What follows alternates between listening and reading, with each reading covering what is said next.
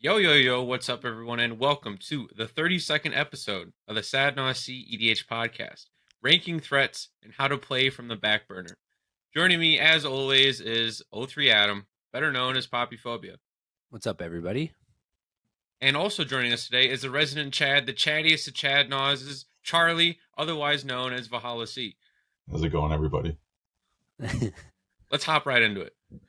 Yeah, so thanks, Kian. So to start with, we have some sponsors to shout out for today's episode. So as always, thank you to the Mana Vault. The Mana Vault is the newest LGS to hit up the Milwaukee County area.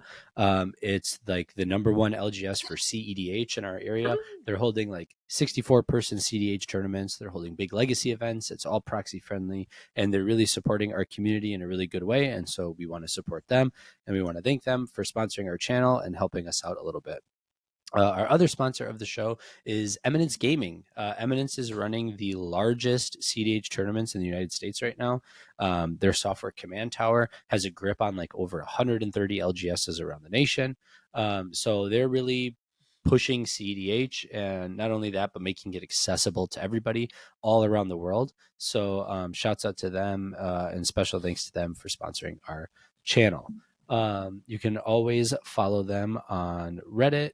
Or not on Reddit. Why did I say that? On like Discord and Facebook, and you can get all their information. Twitter. Yeah, Twitter. They're all on Twitter. Anywhere that social media exists, you could probably find them. So let's shout out all of our patrons. So thank you to Doot, Usable Object, Scorish, MP Pfefferman, Jeff Bezos, Domino, Blargarg, Just Ice, Geos Justin, and our Chad Naus patron who happens to be with us today, Valhalla C. If you'd like to support us as well, you can do so at patreon.com/sadnaus, and you too can get a shout out. Other than that, today we are talking about how to rank threats at the table and how you can recover from a disadvantaged board state.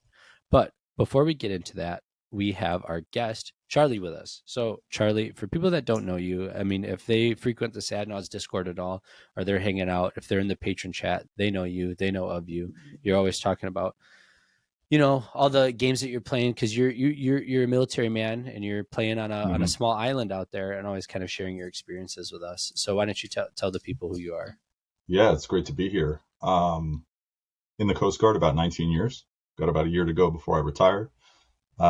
Small island off of Massachusetts called Nantucket. Super busy during the summers, completely dead during the winters. So that means I got to get my fix through Spell Table. Hopped on Sadnaus probably about 5 months ago. Everybody's awesome.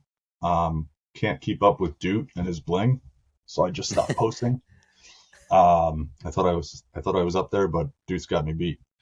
Been playing Magic since Revise. What was that? 94, maybe 95. Took a little bit of a hiatus. 2002, 2003. And then picked back up in 2016, played Modern for about 3 or 4 years competitively. After that, got into Commander and haven't looked back. So, yeah. Wow, that's awesome, dude! All the way back in Revised. Yeah, that's a long time playing Magic. Long time. Yeah. No, it's funny. You're like, I can't keep up with Doot. I don't think anybody can keep up with that guy. Yeah, Doot's pretty solid. He's pretty consistent with stuff he has. Yeah, I own my shop, and I can't even like post enough bling in there to pass that guy. Yeah. But so you getting into Commander like fairly recently was like cEDH kind of like did you go through that natural progression into cEDH, like where like you and your buddies were playing, decks started getting stronger, one guy's pub stomping somebody else, or did you guys kind of just like, was that draw there immediately to like play at a really competitive level? I met the group, which back then consisted of about 7 or 8 guys. It's dwindled a little bit since then. I can say with full confidence we played EDH for like maybe 2 months, and I'm super competitive, so the decks just evolved. I think the joke was they all whispered to each other. They're like, I wonder if this new guy's like plays with like these super powerful cards or Cradle or stuff like that. And I showed up with a Cradle, and they were like, all right, we got to start ordering cards because we're going to get to the format here. So it went into like I think I played Azusa for like 2 months, and then boom, I had a Kess deck that was fully CDH'd out, and It only took 2 months. yeah, we just started blasting, dude. We just started blasting. And then it got into Only way you foiling start and this blasting. and that.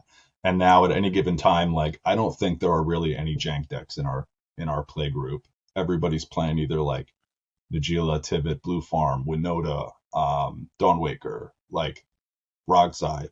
They're playing. Everybody's playing the best decks. That Yeah, Yeah, that's super cool. That's funny. It's like, yeah, I was playing Azusa, and then I went straight to Kess. I was Two like, months Rixie, later. yeah, yeah, yeah. yeah. What happened? Yeah, because I think when we first met, it was at Oktoberfest, and it Correct. was just like one of those things where like we were hanging out, just kind of like having a conversation, and I remember it because I was like, man, this guy's like fucking cool. Like we were just like talking about bling and talking about like the cards we were buying, and just like we were both playing.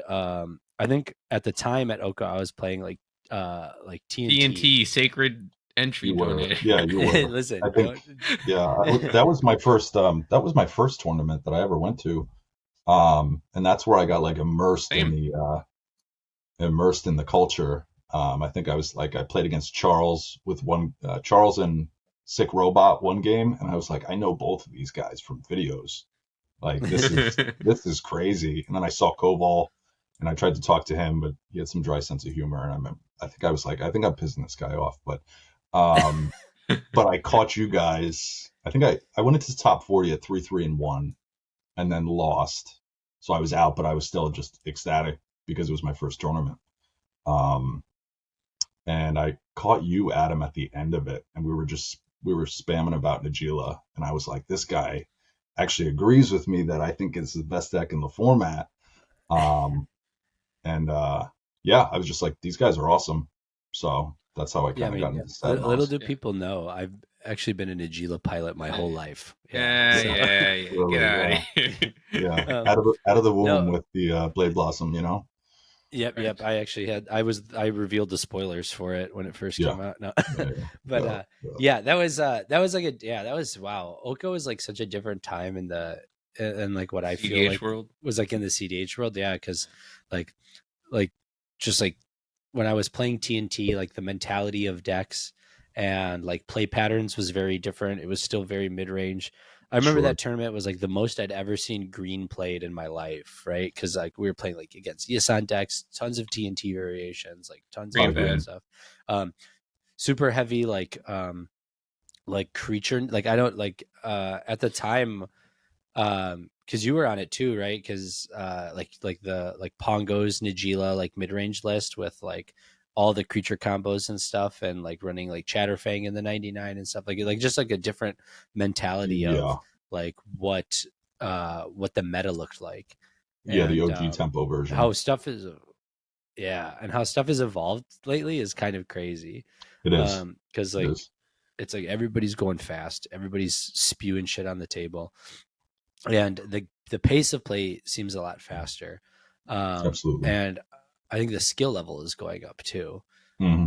And with that, I mean, again, you can like all you want, Kian, but like I think that the skill level is getting higher up there. Like you're starting to see like competitive players kind of sit at that top 16 mark, and it's like a Mm. lot of the same names. A lot like we were starting to see a threshold of like what would essentially be considered the pro CDH like Yeah, echelon, and yeah. it's evolving, and it's starting to grow.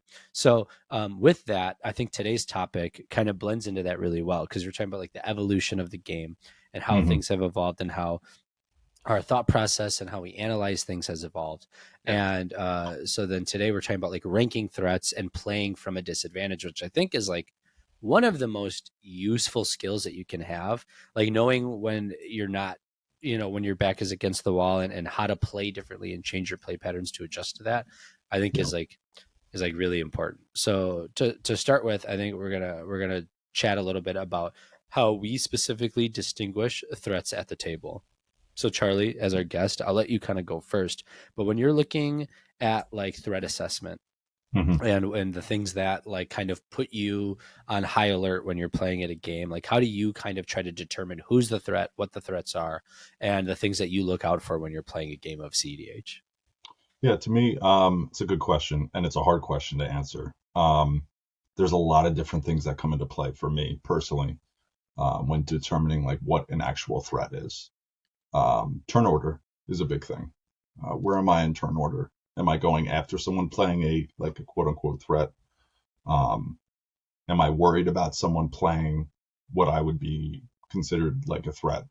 Um, Turn order is very, very big. Before I even sit down, I look at where I am, what decks are being played, and my role in the pod is in general. And to really think about like what is my role? Is my role to like, as you guys say, room? Is my role to like play a mid-range game plan? Is it to politic? How hard am I going to have to politic in this game? So determining a threat, it also really comes down to like I got to wait for someone to play something, and then either that specific card or that player in general is or could be a threat. Um, so to really just sum it up, a threat could be or something could be threatening to me, but beneficial to somebody else. So I think the best thing you can do when something drops is use politicking as best as possible. I like that. I like that answer. Not sure if that answers the question, but yeah. No, I think you did a good job. Kian, when you're like analyzing threat, do you think that there's anything you can add on to like what Charlie was saying, or do you kind of view things differently? Right when I sit down, definitely I'm doing what you're doing, right? Like what's my turn order? What's my seat at the table? Am I going to be the control deck that's just going to sit behind heuristic study all game, which is most of the time yes, or am I going to be turbo because there's like a few answers? Players definitely if I know them. I think definitely like the first couple turns, mulliganing, like if they mulliganed aggressively for like down to 3 or 4 or 5, then I kind of know that okay, maybe they're not the threat, but if they're on like a ROG deck, they could have just hard mulled for the ad naus. And like just explaining like play patterns of other decks. I've been doing this a lot recently. I've just been voicing like a play pattern that a player could have and be like, okay, this is what they could have. I don't have an answer for it. Do you have an answer for it? And like create some sort of dialogue to like paint that person in like a negative light or like making them the threat, even though they might not have it or they may have it. So I think just reading what like their hands and like mana and like board state tells you is how you distinguish the threat, along with what you're saying, Charlie. That's that's definitely pretty like I think a lot of that is very like good information when you're trying to like determine who the threat is at the table. I think that like a lot of the stuff that you guys have touched on should be like what every player should be doing.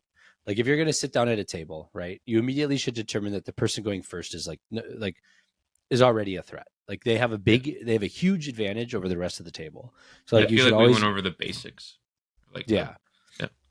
And I think that should always be like priority number one is like, okay, seat order like determines threat, right? Mulligans I thought was really good because like people like keeping first sevens is either like I think it's something to keep in mind, although to be honest, sometimes I'm more scared of the lower mulligans because they're mulliganing to something like Ristic Study or ad naus or something with some type of significance, especially like mulls to 5. Bro, mulls to 5 scare the shit out of me. I'm like 5 is still a lot of good cards, and like you never know what could come out of that. I think that like there's a lot of decks that I think immediately strike me as like threats.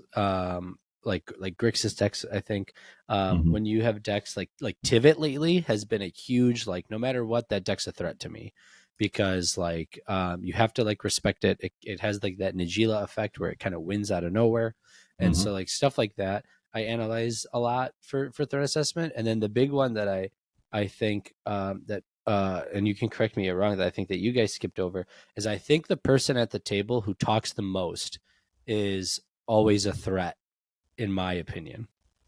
So like when I'm sitting down at a table, when there's a player that's always talking or trying to direct the pace of play or try to push play in a specific direction, I immediately analyze them as like this person is a threat, because they can have the ability, like through politics, to dictate how this game will take place. And if you let someone politic a table, it's like very likely that easy they to can win. it's very easy to win the game from there. So like when you kind of touched on Kian, how you were like, oh, I've recently like been creating dialogue and asking questions and yada yada yada, I would like be at that table like, yeah, Kian's gonna win. Like, you guys don't listen to Kian, don't listen to what he's doing. He's trying to get you guys to reveal information. You should pass priority to him and let him handle things, because he's listen, most of the time I'm being truthful. There's that other 15% of the time where I'm gonna sandbag per usual, but like I feel like I know Koval touched on it in like both of our episodes, just like being honest and like making sure you guys don't lose to the threat or like to the stack answer or like the Thorical Consult, you know, like the thing that you're gonna lose the game on the set, whatever words. I'm being dumb, but you guys get what I'm saying though, right? So like you're saying cast your spells and don't sandbag. Hashtag Mox Masters stuff. Yeah. It's who's the greatest example that I can think of this? Amazing player, obviously doesn't need anything. Nothing has to be said about him, but Reed is like one of the best politickers I've ever heard. Like the analogy of like he could sell a ketchup popsicle to a woman in white gloves is like, true. I remember sitting in the game with him and what he was saying, I almost felt powerless. I felt like a baby, like a newborn baby. I was like, how am I going to say anything over this guy and have somebody believe me? Yeah. And like Charles the Mono White guy was another like great at politics. Yeah. Great at politics. I guess if you're playing stacks, you have to be good at that. But yeah, I agree with everything you guys just said. Absolutely. Yeah. Those are the like political players, I think, are like, you got to watch out for them. And we talk about it a lot in our episodes because like we really enjoy politics as like a gameplay like feature. I guess you could call it a feature. I don't know. Sure. Some people hate it, but like we all play very like politically. I think I'm like usually the best example of that, but Kian recently has been like politicking his ass off in games. And I can hear him. I can hear him across the room, like like flapping and flocking and like trying to divert threat and stuff. I'm practicing. Well, I think it also depends on too. Like, so if you're gonna play with your normal group of like 6, 7, 8 guys, I mean, you just opened the Mana Vault, so you're gonna get a normal group of maybe like 15, 20 people, right? Yeah. So I think your level of politicking goes up the more fresh faces you have. And for sure. This is why it's so hard at a tournament, because there's 160 people. And you're not usually playing anybody twice unless you're getting into the top 16. But to politic with random people, it's a skill. It's like it's poker. Hard. Yeah, it's a skill. And that takes practice. So just doing it with your Friday night Magic Kitchen Table guys is one thing. They can read me like a poker hand. And I can read all of them like a poker hand. But going to a tournament, like I find myself a little quiet most of the time, and that's also perceived as a threat too. You said a lot of people, like if someone overly talks, it's kind of like, all right.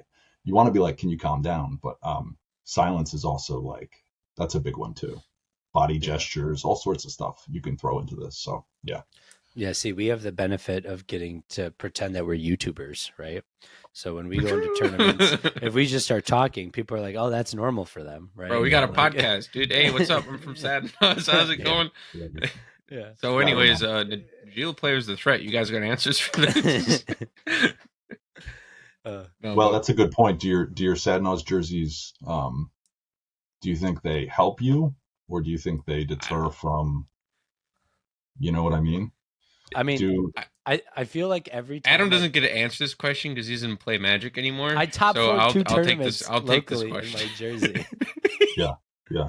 How about sitting across the table from like Brian Cook or Brian Koval, or do you think people just naturally get intimidated and don't play to the best of their abilities? Let it be known that Brian Cook does not scare me. Okay, but Koval, on the other hand, I'd be terrified to sit at a table with Koval. That guy's like, I played a game with him in Vegas where I was like doing my thing. So like I wasn't wearing my jersey or anything, but I was like doing my politics game, like diverting the table and doing all this stuff. And Colville literally like turns to me, like gestures the table to be quiet, and says, "You can talk all you want, but it's not going to work." Like Yeah. just flat out to the middle of the table, and then like I lost all my power. It just Yeah. went away. One white man in silence. Like, Yeah, take that. I was like, IRL. "Oh shit!" Yeah. But I'm But curious on what you think, Ian. Like, do you think that like your internet prowess hurts you or helps you in I events? I don't even like whenever I've only been to 2 events, right? So like Oko, we were like small, like we met like some people, right? Like at Punt City 2, I met Charlie for the first time, which is great. Met a couple other people, but I felt like just wearing the drill, like it didn't really matter. Like Hmm. I don't know, maybe that was just me. Like in But game, you didn't feel like people are like, because like I've played games with Ian, and like I make Ian the threat in the yeah, game. I'm I like, mean oh, that's you're a pretty comedian easy to do. MTG, right? Like, oh, dude, Sure. you're so popular and you win so many events, and then now everybody's Yeah. like, oh, we can't let that guy win. No Well, one I mean, really. Go ahead. go ahead. Go ahead, No, Kian. go. Uh, um, Ian's amazing, but at Punt City 2, it was like Winota got hated out, and granted, like one trigger or not, I mean that could be a Magasin Moon, and we don't play Magic anymore, but um, in that case, like maybe it did hurt. I don't know. That's not really for me to say, but like maybe the reputation and playing Winota, a deck that you created, maybe it came back to bite you. I don't know. Um, yeah. I Yeah. feel like that, like everybody, like Winota kind of took cEDH by storm for like a couple Hmm. months, and then everybody's like, "Fuck Winota! Anytime this hits the board, we're killing it, we're forcing it." That's how you beat the deck. And I feel like in that, like Mike made it because he's also a political player, right? So Oh, like sure. because he's play stacks, like great guy. But I feel like taking a deck that everybody knows is a threat and is very linear, like just you're just shooting yourself in the foot, right?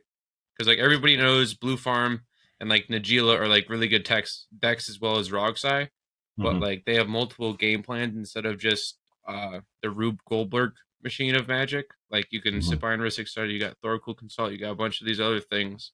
Yep. Um, yeah, Um. So kind of like evolving from that. So like we discussed like how we distinguish threats at the table, what we think of those types of threats. But do you ever like maybe misguide yourself on like what the threat is, or sometimes misread the board state, and then maybe you think something or perceive something as a threat and divert your attention away from something else, and then does that like affect the game in any sort of way? As you're playing is I guess where I'm trying to get with this, because like sometimes I feel as though I will do a lot of work where I am like diverting attention, pointing Hmm. out these threats, and then come to find out that the person in turn order before that person just has it instead. And you went to blow up their board state, get rid of their commander, do all these things to prevent them from winning, and it wasn't even the person to worry about. So I'm curious if you have any experience, Charlie, with like misreading board states, or how you think that that can sometimes affect the game, specifically in terms of when you're trying to possibly win. Yeah, misreading a board state can definitely negatively affect the game. I don't think it's really there's anything positive to come out about it. You're unintentionally making a mistake. It happens to everybody. The best way that I can feel, the best way to go about not misreading a board state is, I find, to just take your time. Think, um, like I said before, politic with the other players. Um, Also come up with a game plan. If I make play A, what is likely going to be the next play by another player? And do I have an answer for that? Or can somebody else back that play up or back my play up? Can I persuade another player to back me up or deal with this Dranith Magistrate? Um, uh, I'm going to go for a breach line. He's a mono green deck. Does he have endurance though? So like, there's lots of different ways to think about all this kind of stuff. Um, the best thing, and sometimes sometimes you are got. He's got the auto aura for the breach, and you're just like through a grand abolisher. You tapped out. Your LED's already in the bin. You like don't have an. It's like okay, all right. sometimes they got your number. Yeah, I think I'm very cautious. I guess I adopt the same sort of mindset. We keep using his name. Obviously, he's a great player. Koval's like, I don't want to go for the win first, right? As Blue Farm player, I almost never go for the win first because I'm a very cautious person, and that translates even into Magic. Even if I have the win, I'll usually wait another full turn rotation to see if I can draw some more cards, get a couple more Timna hits in, maybe get a Crom trigger or two, and wait till I'm 1,000% sure before I go for anything. There are other guys like who did it at Punt City too. The turn one Thoracle win off the gemstone. Spencer, like you guys like save room. Spencer was just like, dude, I'm going for this thing, and I think was Brian Cook in that pot? Yeah, game one of the whole Brian city. Cook's like no one kept turn zero interaction. You know what I mean?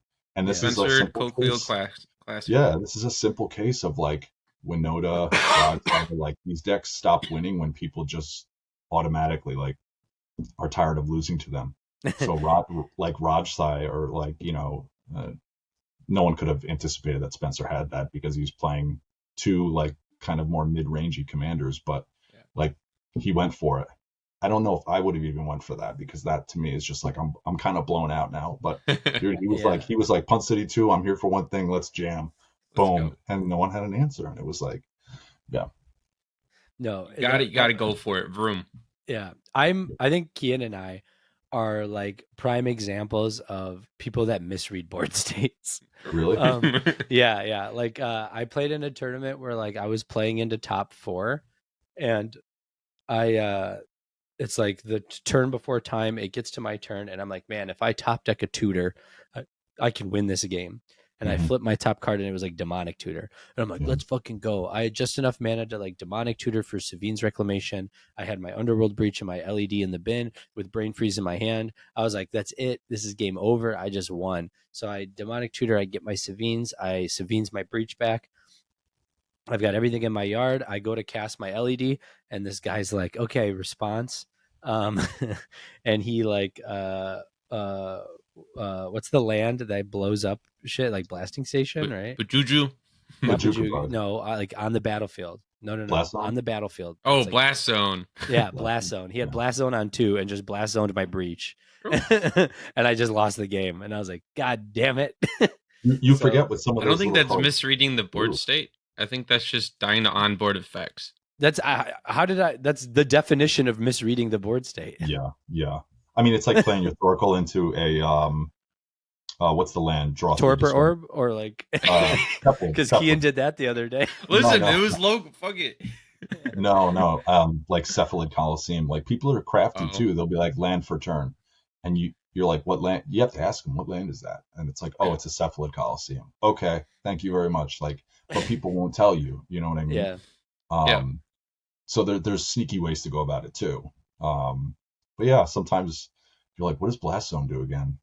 And whether it's just from pure laziness or just, you weren't thinking, but I could see that happening a lot. My favorites is like when someone's got a lab man out and they have the Horizon lands in play and there's like a rule of law and they're waiting for everyone to cast a spell so they can Demonic Consultation their library and crack their Horizon land to draw a card. And like everybody's like, oh, I never saw that coming. And it's like, it's all on board, right? Like it's very easy to notice. But it's so easy to misread the board state and to just like ignore something or not realize it. Kian, you're the expert about this. So why don't you kind of elaborate? Am I the expert? I think so. I feel like I mess up a lot. I make a lot of bonk plays that like are like really bad. But I feel like when it comes to like games that are like actually mattering, like I'll sit there and think about it, think about possible play patterns. What could the opponents have? I don't. Everybody discuss the negatives, but I want to bring out the positives. Right, this is a political aspect that can be useful to you guys at home and on the cast. If you misread the board state of a person that you perceive as the threat and they have nothing, then you might be able to get some information from your opponents. Say like, hey, I only have one answer to this Rocco player. He could dockside into Wirewood Samael, bounce Rocco, find Felidar Guardian, go off, and like say he doesn't have any of that. They'll let you know about their creature answers for your Ranger Captain, or like just gleaning information from a mistake that you made. I have no idea what you meant when you said that, because you said if you perceive someone as a threat at the table and they're not, and then you misread their board state, you'll gain information. And I was like, wait, but if they're not the threat, because you're asking the other two players, like, this guy's the threat right now. Like, do we have anything to solve the problem? I see. And then you're gleaning information from your opponents because you're perceiving someone as the threat. But then they have like 4 lands or something. That sounds like some shit you would do. You'd be like, this guy's about to win. And I stared at his hand. He's got nothing. just like only mana producers and rituals. Yeah. I mean, that might be the only benefit of it. I don't think there's a lot of benefits. There's really no benefit. I think it just affects your game in like a negative way if you misread the board state, and it can affect especially misread or affect the game because your opponents will then misread it as well, especially if you're like a vocal player or someone that dictates the pace of play. Yeah. And if everyone is misreading the threat, you're just going to get burned, and you're going to get like burned hard. It feels so bad when you're the vocal player at the pod and you're like, this guy's a threat. And then you totally misread it. And another guy wins in priority. And you're like, I don't know how that happened. Yeah. But Kian, I think now's your time to shine. Moving on to the flavor text of the week. It's been so long since I've done one of these. It has been a while. For those that don't know what the flavor text of the week is, it's where I can try to stump you and the people on the podcast with the challenging flavor text trivia from Magic's history. All right, you guys ready? Let's do it. Are we up first? Let's do it. You guys are always up first. Okay. You don't have it ready? I don't know. Okay. I'm so bad at this. I took like a 16-year break from Magic, so there's a lot of flavor text I'm missing. You have more knowledge than me. I started in like 2016. Yeah, Adam sucks. Adam's consistently the worst person. I've gotten it once. All right, ready? I've gotten it once. The rustling of leaves and passing shadow are a Dryad's only trance. This is cEDH playable? Oh, yeah. Is it Dryad of the Illusion Grove? No. Dryad Arbor. Nope. Damn. See, we had 2. You picked a much more cEDH playable Dryad than I picked. cEDH playable too. Can you say it again? The rustling of leaves and a passing shadow are a Dryad's only trance. It's a green card? Yes. Okay. That narrows it down. There's not very many playable green cards in cEDH. True. Green bad. Okay. Dryad's only, and it says shade. There's some shade in there too. Green Sun's Zenith. No. Damn, that was a good guess though. Yeah, that was decent. I feel. Do you guys want a hint? Yeah, give me a hint. Yeah, throw a hint.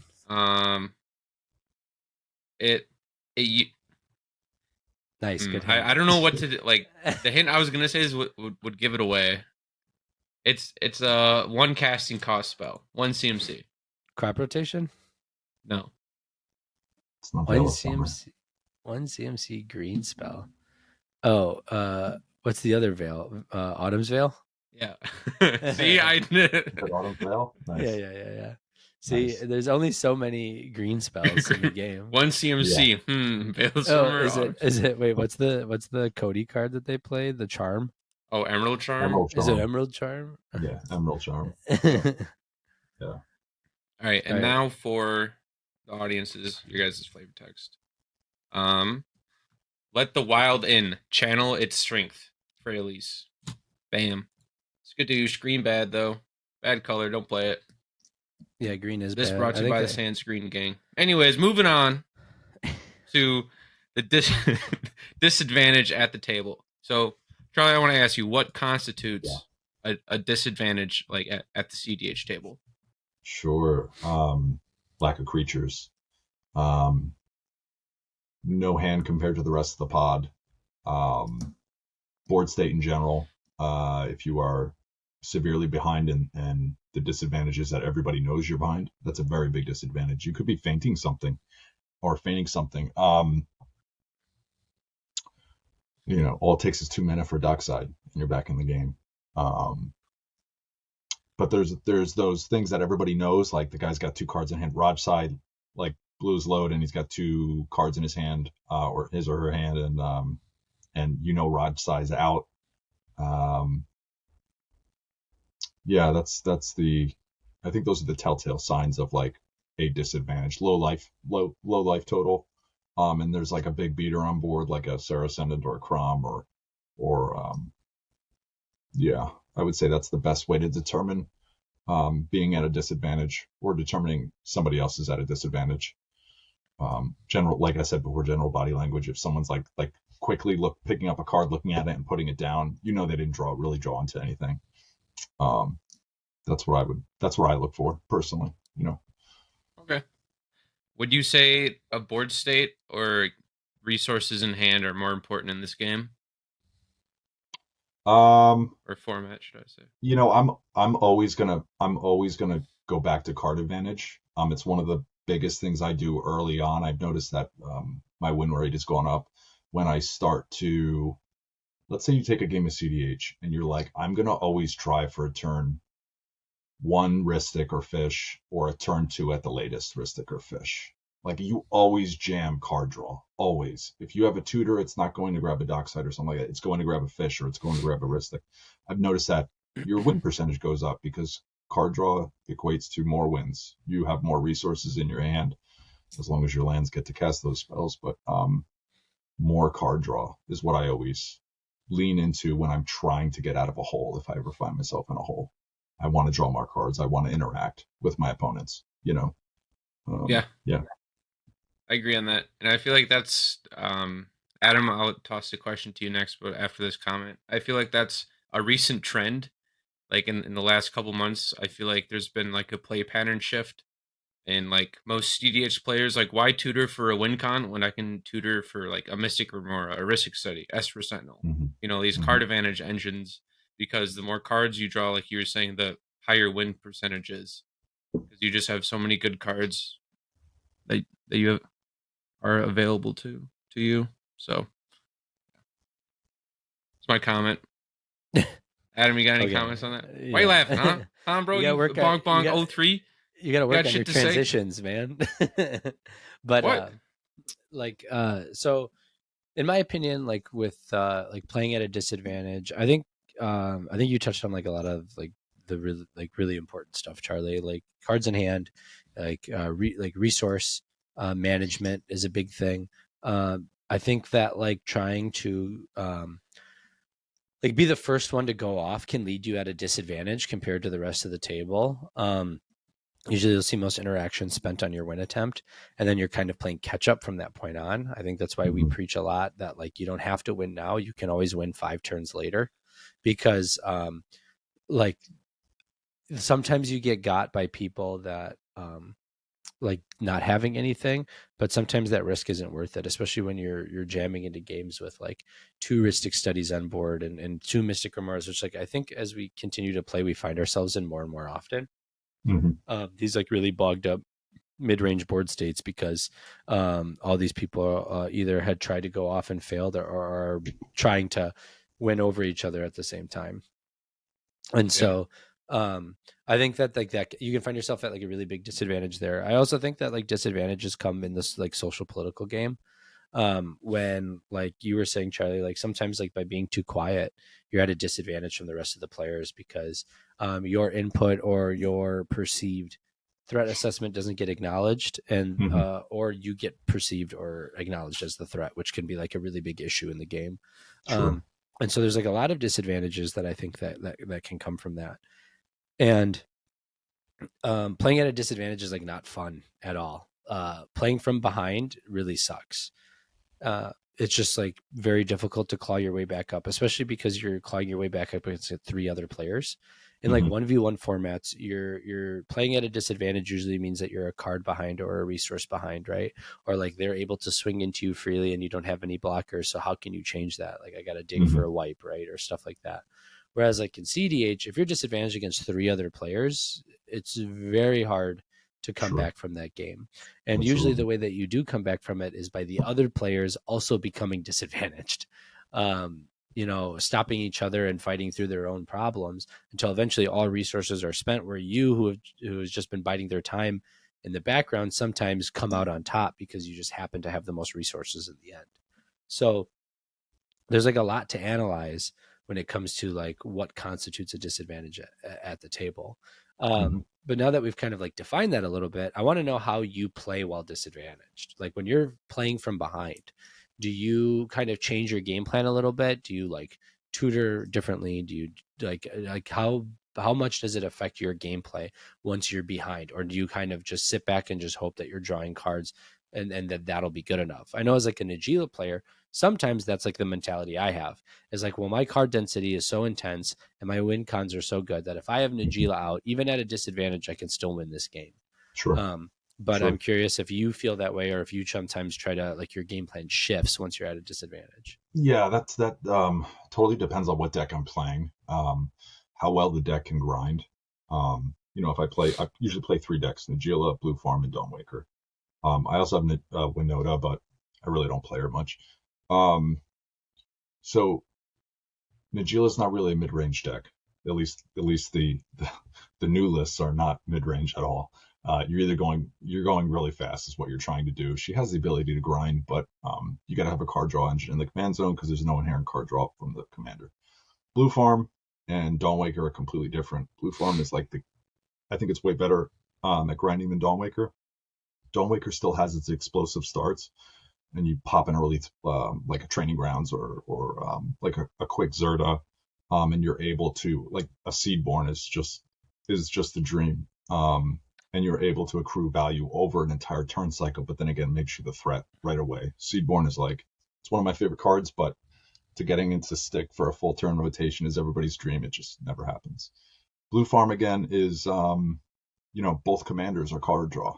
So from a disadvantage, I've got to stick Timna, Crom on top of my Esper Sentinel, like Ristic Buddy, Mystic Remora, or Ristic Study in itself. That's 5 different things in my deck that are going to give me card draw. Dawnwaker, it's just Thrasios.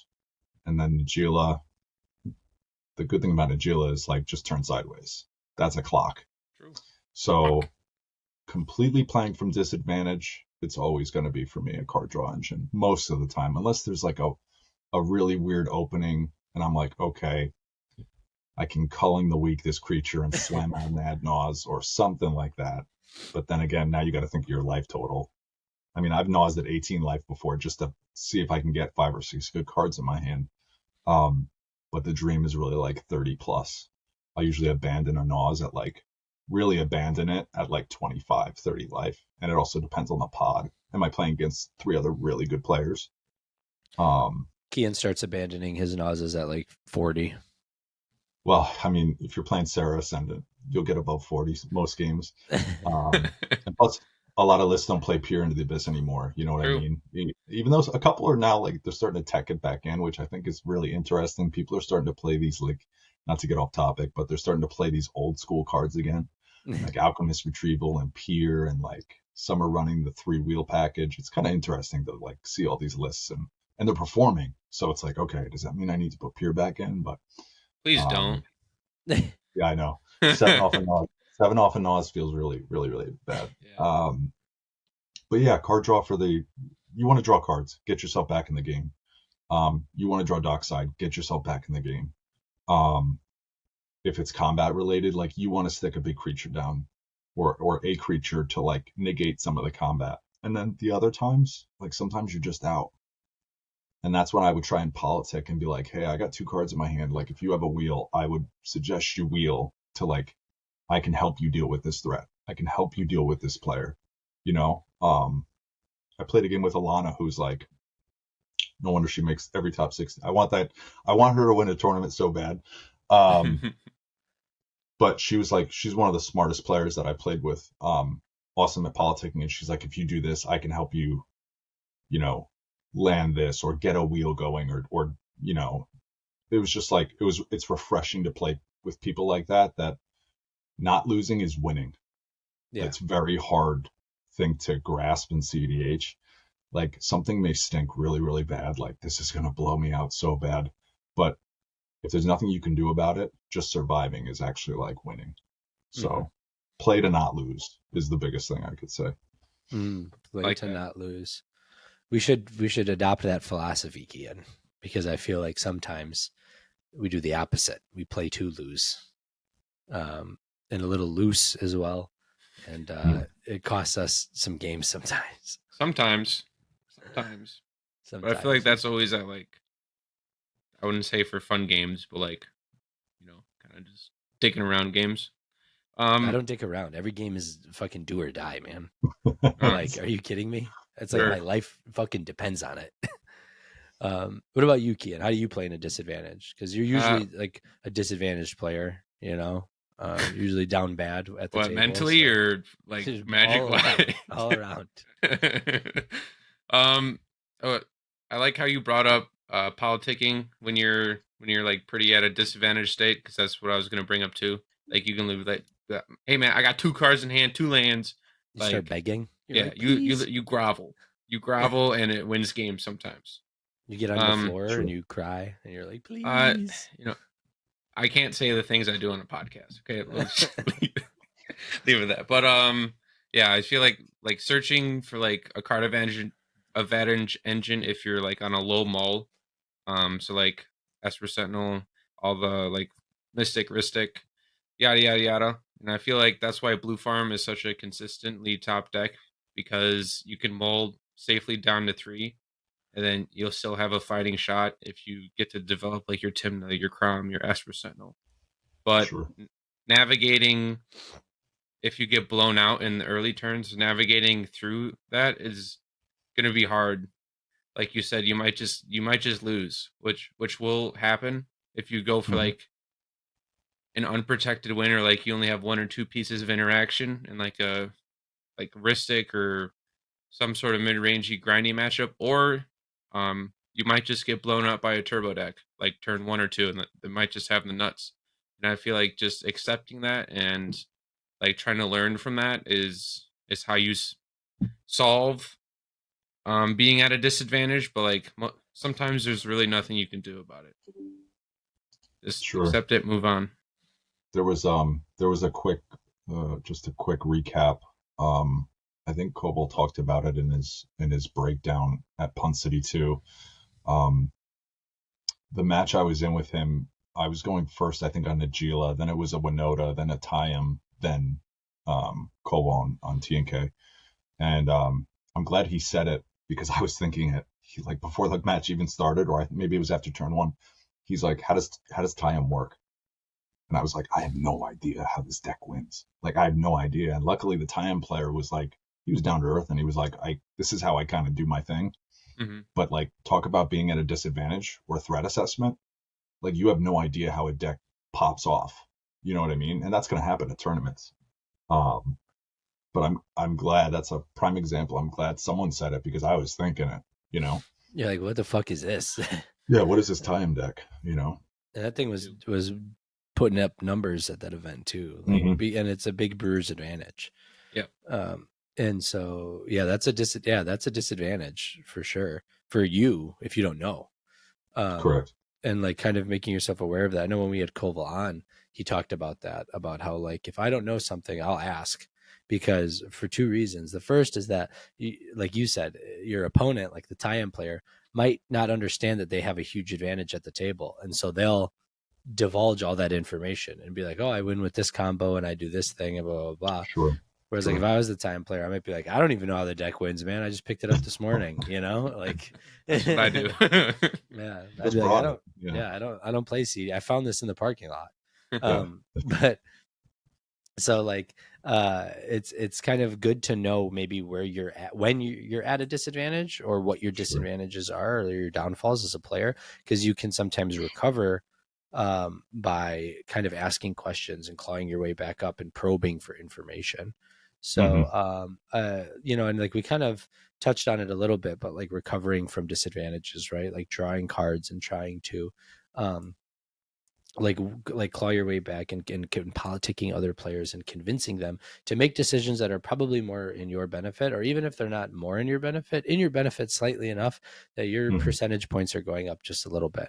I think Sure. that we're like big advocates for like every game of CDH is won on percentage points, right? I Hmm. mean, even like your placement in a tournament, it's all about your opponent win percentage.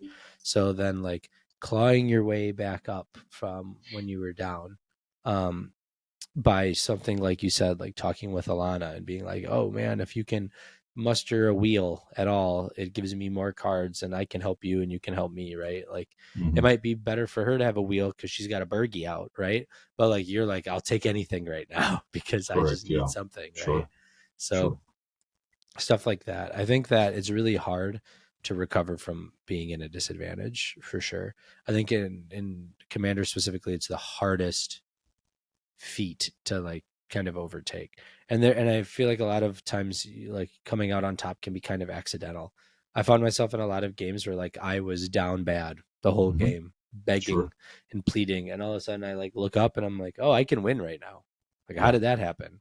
Yeah. Like I've had Najila for 5 turns and I drew Derevi. Like, oh Sure. shit, that's awesome, right? Or like you just happen to Yeah. hit intuition when you Yep. had no outs in your entire deck, but you hit Yep. the intuition and you're like, oh, that's the one thing that could win me the game right now. Exactly. So I definitely think that like don't be discouraged if you're in a disadvantage. Mm. Don't be like Kian. Don't scoop it up because you're mad and you're angry that you threw the game because you casted your dockside into a torpor orb, right? Like that shit happens and now you're at a disadvantage, but it doesn't mean that you should give It up. wasn't. I It didn't wasn't. scoop. Yeah, you It did. I wasn't mean, a dark. you came up to me, you're like, I think I want to scoop life. And I was like, no, don't What? do it, my friend. Yeah. And Scoop so scoop was not the term I used, but what? but it's just one of those things where I think that like getting better as a player, you have to learn to um like kind of eat some punches sometimes, right? And like understand that like maybe you mistimed something or misjudged something, uh misplayed here or there, and now you're at a disadvantage, and kind of Mhm. accepting like this is the position I'm in, but how do I claw myself out of it again? Because Sure. especially in tournament play, I think that Yeah. mentality is like really important in tournament play, because if you don't have that mentality, then what's going to happen is you're going to go for something, you're going to get got, and then you're going to sit there and you're going to kind of give up on the game, and you're not going to pay Hmm. attention anymore to things. And there's little things that happen in a CDH game that have huge impacts. Combat damage, who's Yep. swinging where, what's going where. Even if you have no cards in your hand, you can be one of the most effective players in the game just by communicating things that other players might have trouble seeing. Hmm. You brought up Reed earlier. I think Reed is a great example of that. I remember his like top 16 game with Kian, or like the top 32 game to get into top 16. This dude had nothing, like no cards in Yeah. his hand, no nothing. But he was like convincing other players what to do, what to cast, and how to interact with Kian, who was trying to win the game. And it's like he Hmm. had such a big impact on that game, even though he was at a disadvantage from the rest of the table. Sure. It's funny Um, because that game when we sit down, because like Reed, like we kind of knew each other, Reed and I. But like after this game, especially, and like communicating after I sat down, I was like, "Oh well, we're gonna lose to Reed talking his ass off again." Everybody laughs like, "Haha!" Then Reed was like, "I'm not gonna do that." Was that an hour later? How long was that game? That was a long game. I I have don't like know. I remember the recap. Yeah, it was a. It seemed like a long game. I have like 45 minutes of just that game recorded on a SD card, and I'm like, I'm not gonna ever There you edit go. that. 45 minutes was the judge call. Then the other That was hour the was the judge call alone. gameplay. Yeah. But yeah. But I'm curious, Charlie, if you have any like closing thoughts on disadvantage, or like how you or any words of the wise that you would give like players that maybe are curious on how they should handle in-game situations, threat assessment, and disadvantage. Yeah, to sum it all up, the biggest thing you can do is, and don't stall, but take your time. Take your time. Like literally start at each player. Go around the table and like look at what they have. Look at open mana. This all goes on in like under a minute because obviously you don't want to like take no game actions. But like do a general threat assessment, think about what you're going to do. Does it make sense? And then make it play. My biggest thing is like take your time, slow down, call judge.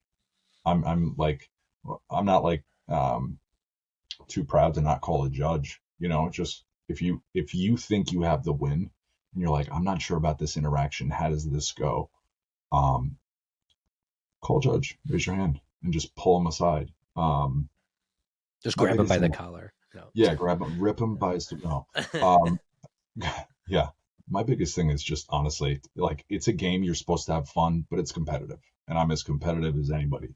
And I don't like to lose, but take your time.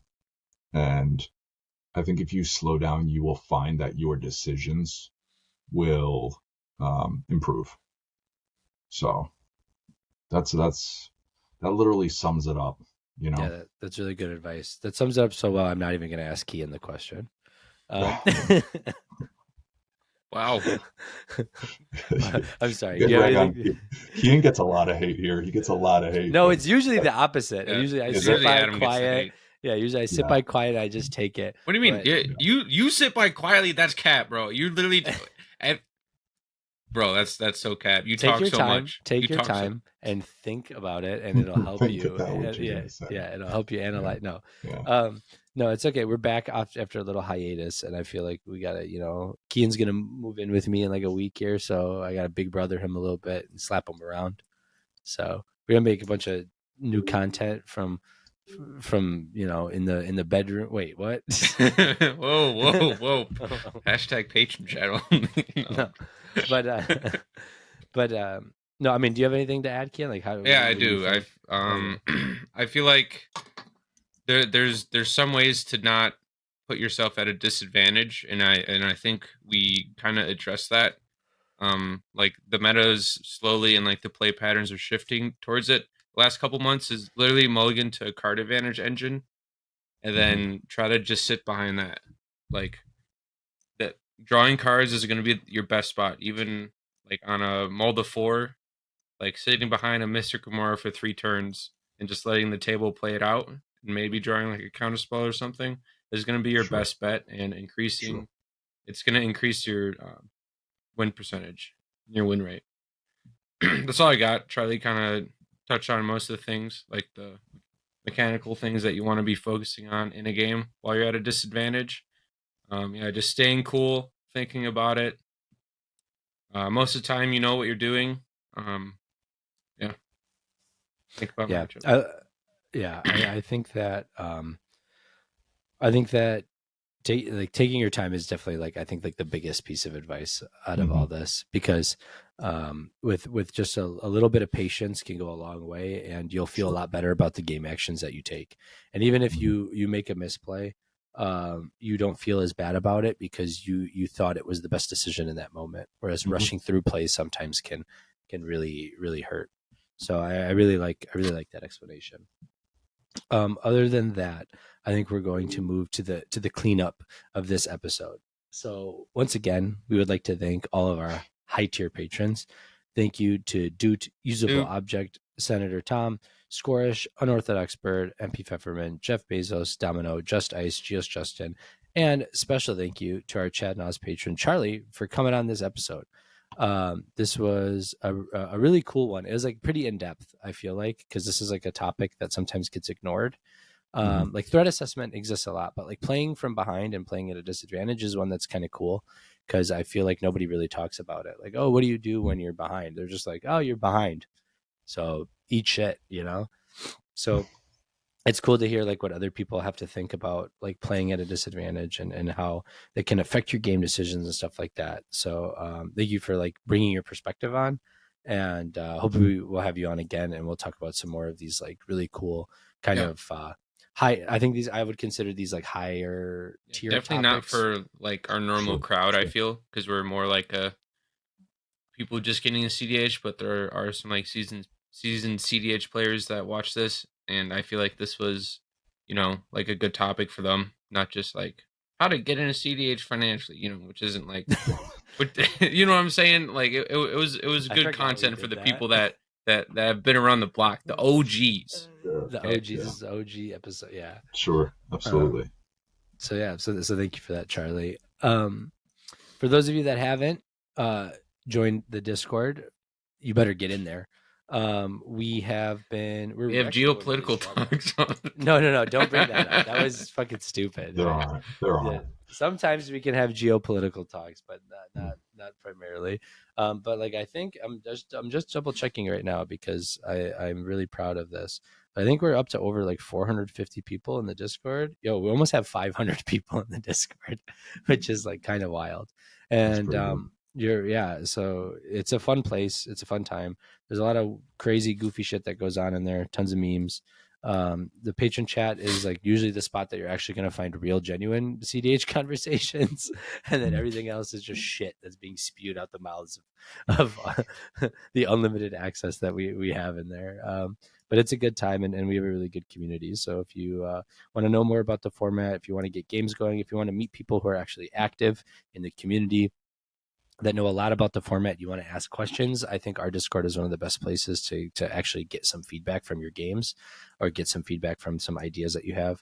We have new people in there all the time that will ask a really long question, send us paragraphs of things, and you'll get different responses from everyone, and they'll all have their own input on it, which I think is like one of the coolest parts about our community. Sure. Is that you'll get a lot of help. And you get to choose which opinions you want to take to heart, which is very important. It's not like a hive mind of everybody thinks the same. There's a lot of varying opinions, and everybody kind of respects that. So it's a really good place if you're looking for that type of help in cEDH. Other than that, subscribe to our YouTube. We're almost at like 600 subs now. We just keep jumping around. We're on the road to try to get to 1,000 before the end of the year.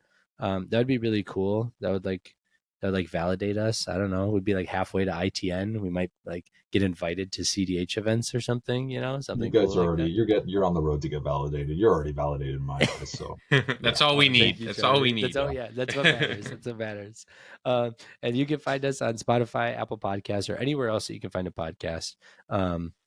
And make sure that you just leave a comment, drop us a review, and share us with your friends. That's the big one. Share us with your friends, show them these episodes, let them decide if they like us or not. But sharing us around is the best way for our content to grow.